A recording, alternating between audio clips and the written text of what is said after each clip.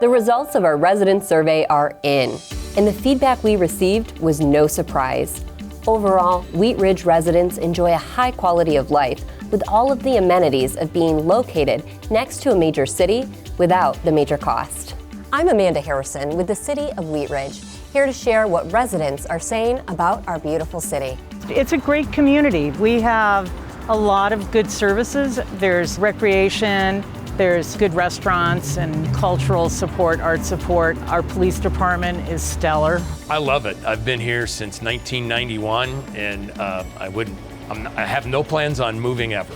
One reason for this is the range and cost of housing compared to our neighboring cities.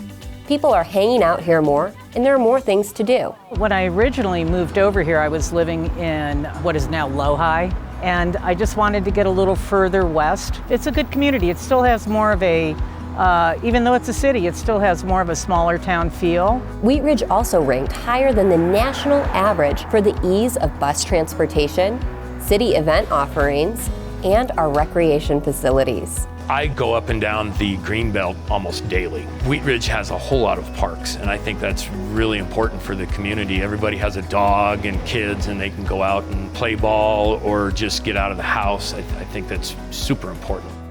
Despite these high marks, residents expressed frustration with the lack of sidewalk connectivity, the availability of bike paths, and overall road conditions, something the city has been working hard to combat. We listened, we saw that, we heard that. On an annual basis, we have a certain amount of money that we transfer into our capital budget for street preventative maintenance. And we heard from our residents that that wasn't good enough. So we did increase that budget over the last few years. Feedback in these key areas was down across the country, suggesting higher expectations in city services. After looking into it, we did find that our usage is way up in our parks and trails and open space. More people are out and using our parks, and there's just a higher expectation that we have those services available. And the city of Wheat Ridge is up to the challenge. To address road maintenance and sidewalk connectivity concerns, the city has proposed a list of capital improvement projects that could be funded by extending the existing half-cent sales tax for another 10 to 20 years. The City Council is considering a ballot question for the November 24 ballot that would extend a temporary sales tax to help provide funding for road maintenance and new sidewalks and drainage improvements across the city.